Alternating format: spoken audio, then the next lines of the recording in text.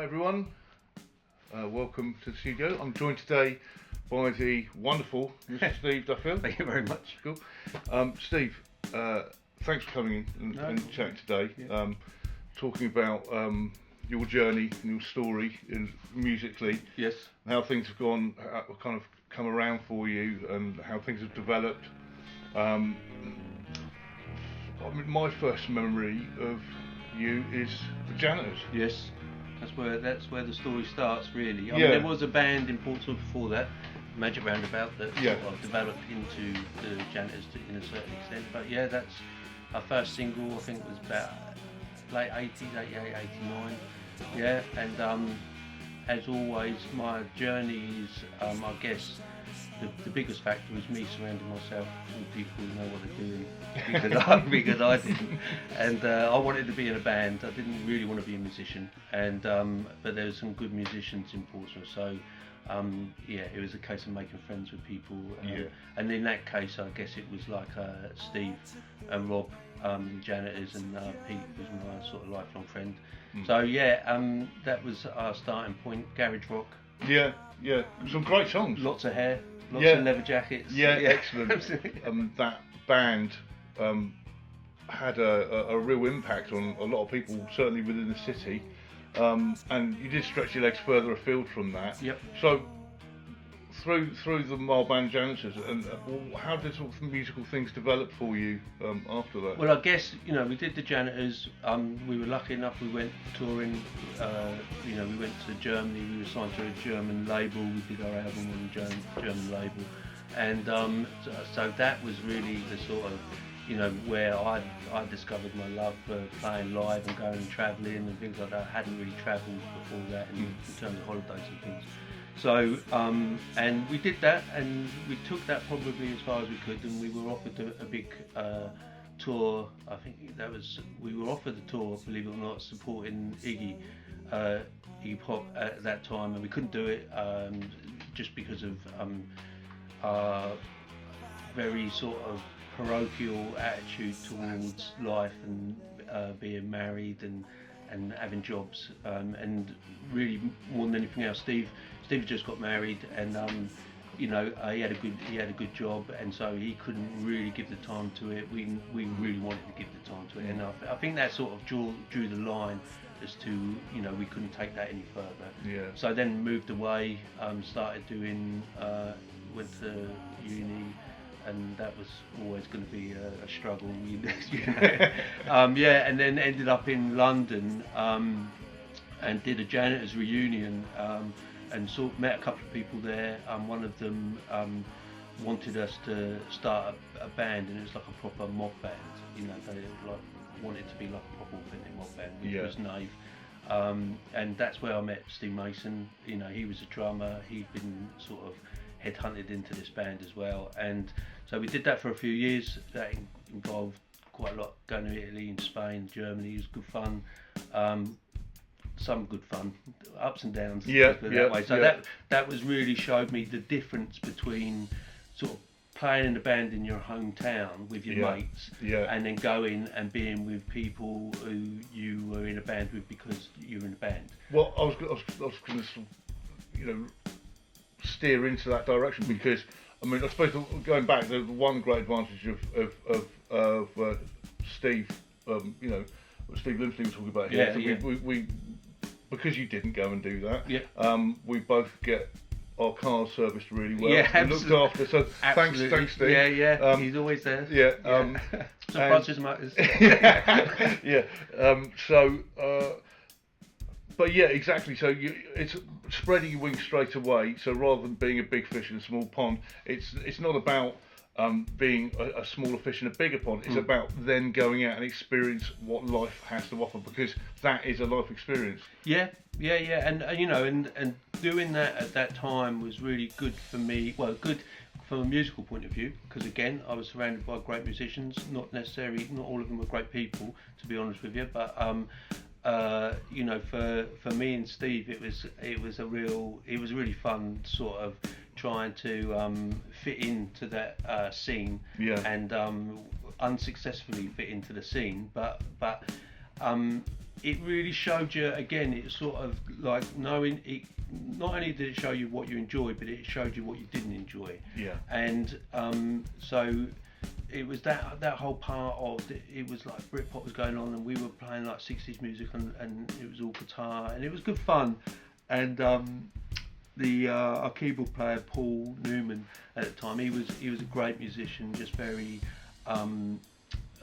natural and things, and playing with Steve, who was a great drummer, so he was a drummer at the time. Anyway, at that point he started writing stuff himself. So this is how the Beta Band comes around? Absolutely, right. Yeah. So they've just reunited and touring and that at the moment, and are giving their stories of the beginning and recording Dry the Rain and champion versions and things like that, which I was involved with, and it's people's memories are different of the different events, but from my point of view, we were skint. We really didn't have any money. I didn't really have a permanent place to live at the time, and I was involved. I was doing some demos with Steve and Gordon Anderson at the time, just running through some ideas. And Gordon's a fantastic songwriter, very mad, and he really struggles with his mental health and things like that. Steve has his way of documenting struggles as well, but between them they were coming up with some beautiful music and things like that, and it was lovely to be involved in that. Got to the point of doing the first record, and it was chaos. My life at that point was the most chaotic it's ever been. So we did that, but I couldn't commit to being in the band at the time. And just funny, I read this month's Uncut magazine as an interview with Steve, and I put a picture on Instagram a few years ago from that recording, and sort of saying, we were skint, but we wanted to change the world. And he said, yeah, but not fucking enough to join the band. So he I think that he was always a little bit sort of perplexed, and possibly a little bit annoyed that I didn't commit to doing that, but I wasn't in the right frame of mind. Yeah. So although on one respect you built a deep emotional connection with the guy, and become close friends. And these emotional connections we're going to talk about more as we go through this conversation. But without the commitment, so did that become fractured, or what happened? No, really. I mean, I was continuing to do other stuff, and I stayed with Nave and did another tour with it. I think it was the next tour that I packed that in as well. I'd sort of had enough of it. Doing that at that time it wasn't just difficult for me, but it was difficult for the whole band. Nobody. So from the Beta Band, or the Pigeons as they were then, point of view, it was nobody really knew what they were doing musically. There were some great ideas, but it was all very. I mean, and that was the genius of it, really. Which I didn't recognise at the time. It was because they were just trying to do something new and something which wasn't thought out, and which is why I think those records are so amazing. And I do regret not being part of the music that came after that, because it is really interesting. Yeah. It was, at that time it was amazing. I mean, it still holds up now, I think. Yeah. So yeah, of course I regret not doing it, but like you say, what you realise is there's that emotional connection. You just make friends, and so.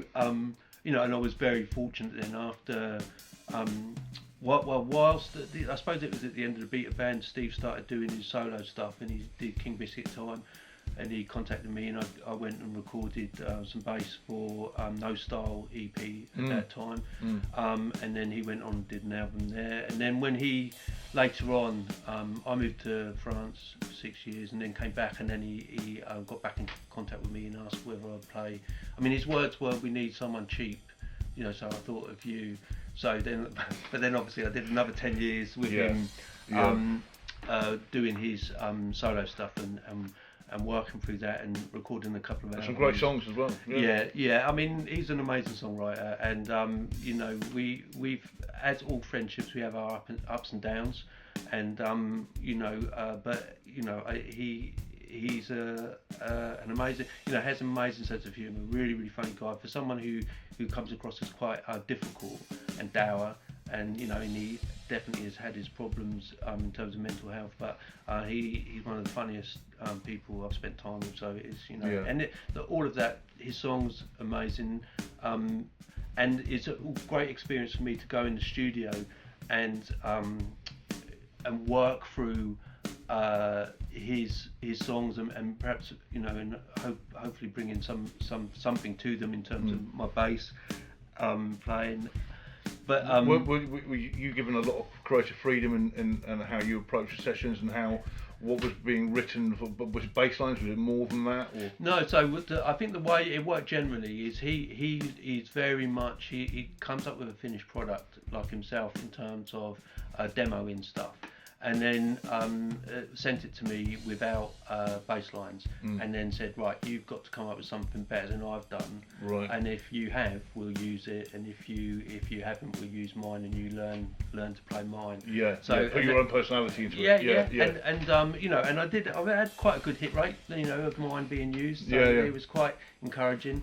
And the process as well, going in and having the time to develop songs and going in with engineers, producers, which we've never really done before, working with Craig Potter on Meet the Humans. Craig Potter, the keyboard player from Elbow, he produced Meet the Humans, and then Stephen Street, who's obviously famous for producing the Smiths and Cranberries and things, so I worked with him on About the Light album, and so and going through that process and seeing how it's done properly. I did meet Steve once actually in Belgium. Okay. I was on a tour, and there was a festival, Botanique Gardens or something, and they were so we met in the green room. We had a really nice long chat, and he struck me as a really nice guy. That was beta band time. Yep. So when it appeared with the solo stuff, it was really good to hear, that there's the songwriting still going on there. Yeah. Although I know a couple of the other guys from the beta band were doing some other writing. Yeah, so they were the Aliens, and back with Gordon, who did it originally, and they're amazing as well. It's they push the boundaries, I think, Steve does, in terms of just wanting to focus on the, I suppose it is emotional content of the songs. I read somewhere someone said that, listen to his songs is the nearest thing you get to the human condition, and that's a fantastic thing to say. And everything that he does comes from his heart. But we all have those sort of huge transitions in our lives, and try to capture those feelings and emotions within songs is really important. I think whether it's a bass line or it's a melody that's written, or some lyrics, I think the delivery of what you do is, if you have played that with the emotion because you're deeply connected with it, and that emotion is always a reflection of your life. If it's not, then you're just a session guy, and you're not that. No. You wouldn't be here if and we wouldn't be having this conversation if it was like, those are the notes and this is in this stuff, right? So because that's not what it's about.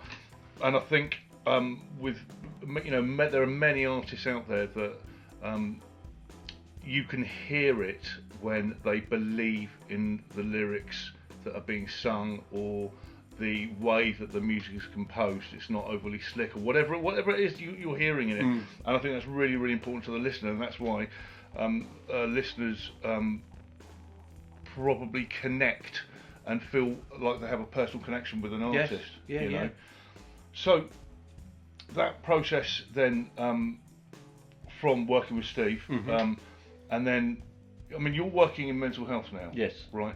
So could you tell me a little bit about that whole, without going into unwanted details? How did that kind of sort of morph into that world? So, as most people who work at my level in music, you don't earn enough from it so that you can only do that.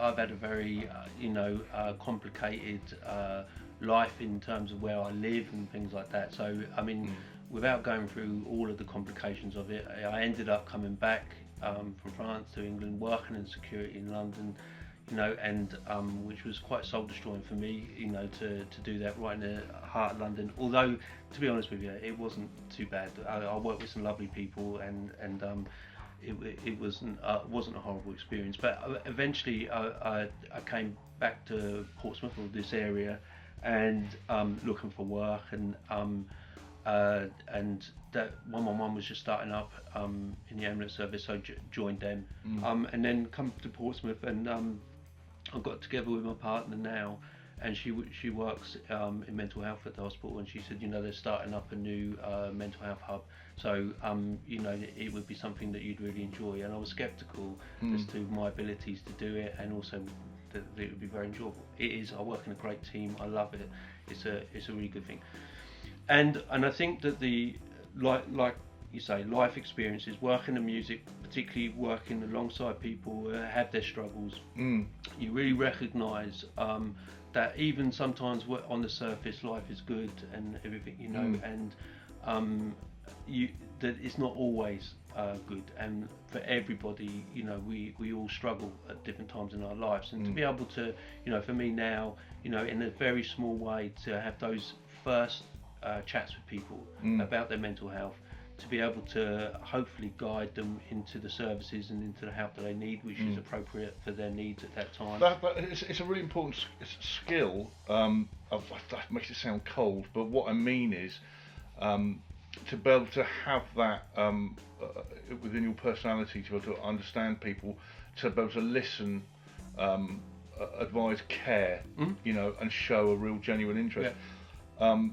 Do you think the ups and downs of connecting emotionally with the different artists you've worked with over the years, do you think that has helped enable you to do what you do now? Well, I think it's helped. I think it has to there has to be something that has to be innate. I don't think that it's not something that you can learn. You've got to have the right time, and it has to be authentic. So the part of my musical experience which has really been important to me is to work with people who are authentic.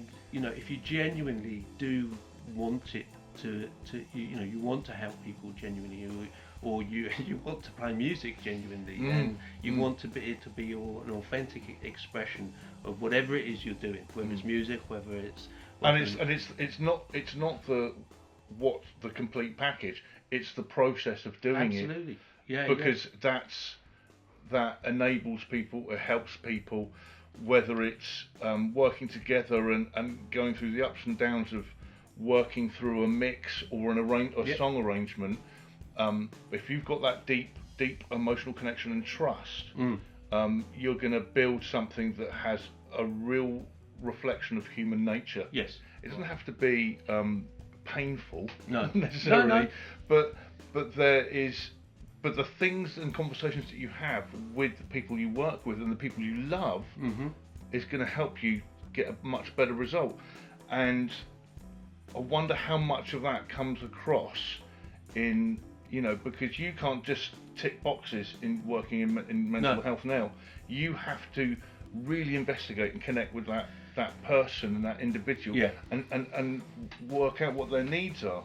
So, and it's strange. I had a conversation. I got as a friend of mine, PJ, PJ is Roy. He's not a poet. That's his Roy, not a poet. And he tells his fantastic stories. He works in recovery rehab in Liverpool, and he was doing some piece about people who go home, back to their hometowns. Okay. And he said, why? What's important to you? Why do you end up going back or staying where you're from? And the only thing I could think of to answer to him is that it's the easiest way. So when you're from Portsmouth, as an example, if I go into a pub in Portsmouth and I have a conversation with someone I don't know, I know whether it's authentic. I've spent enough time listening to people and and you understand the language which is used, you understand the areas, the different places, people from Somerstown are different from people from Paulsgrove, different from Old Portsmouth. And so you get a sense of authenticity. You can't really understand that when you're somewhere else. Or you can, but it's not so immediate. And so when authenticity is so is that because you've got a connection with the spirit of this city? I think so, to a certain extent. Everybody loves and hates where they come from. I mean, people who are from Portsmouth do have a very strong allegiance and connection to it, much to the annoyance of other people. And I think perhaps it's an island mentality a little bit and things like that. But I think more than anything else, it's that type of the idea of recognition. And in a modern world where you can go and work anywhere, and you do find connections. I mean, I love Liverpool. I love the music of Liverpool. I love the people of Liverpool. And I think that I found a connection with people because I could recognise it. Perhaps it's a port town. Lots of people from Irish background, heritage. Yeah, absolutely. And people who love to chat, who love a drink, who love music, and they love it. And it's not just a product. It's not just something to gain success from. It's all about the process. It's all about trying to express the experiences of their lives, and that's the process. The process, and that's the most important thing. And in a modern world, it's all about shifting units and things like that. And that doesn't mean really anything ultimately in terms of the worth or the value of something that you do. And obviously, so for me, for the first time in my life now, trying to write songs and trying to actually do things myself, I've realised how hard that is. Well, it's funny you say that, because I was just gonna ask about. Okay, so we've got the Wonky Folk Band. Okay, we've worked together now on one of your recordings, few songs, and it was the most wonderful experience. What a great gang! Yes. What a great gang! Yeah. What you were saying earlier, but when we were off camera, that these days you feel that that's also part of your thing that helps your mind when you're moving away from perhaps a tough day with mental health. Yeah. That's helping your mental health.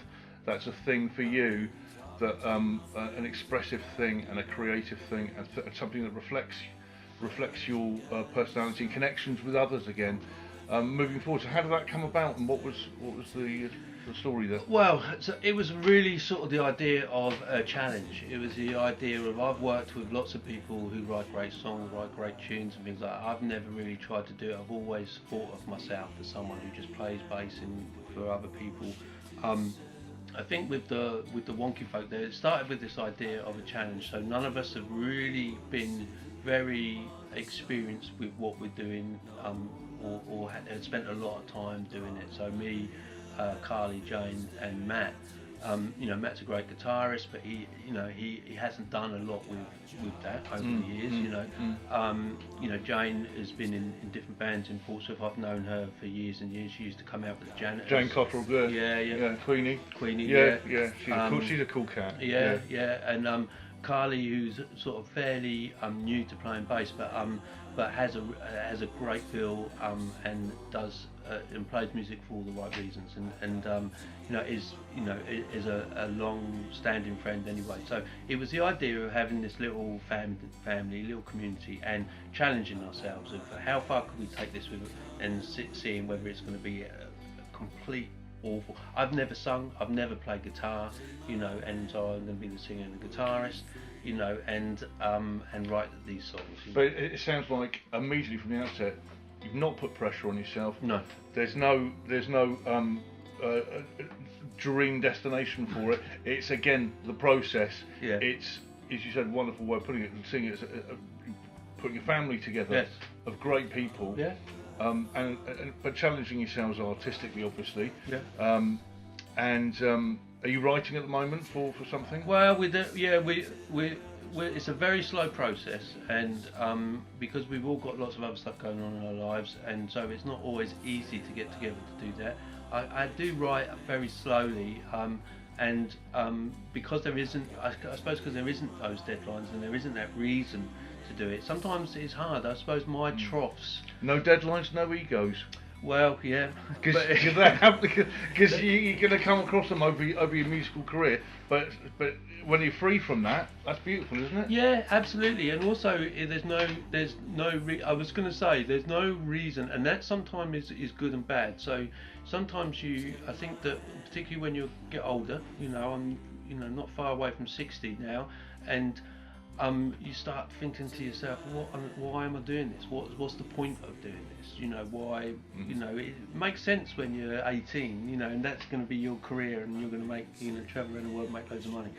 But why do you do it when you're 60? And I think that unless you, it's a way of sort of expressing your experience and challenging yourself of whether or not you can get that across. So we've done. We put the songs that we've done so far, 7 or 8 of them are on an album's coming out at the end of this month, on vinyl, and it's a collection of the songs that we've done so far.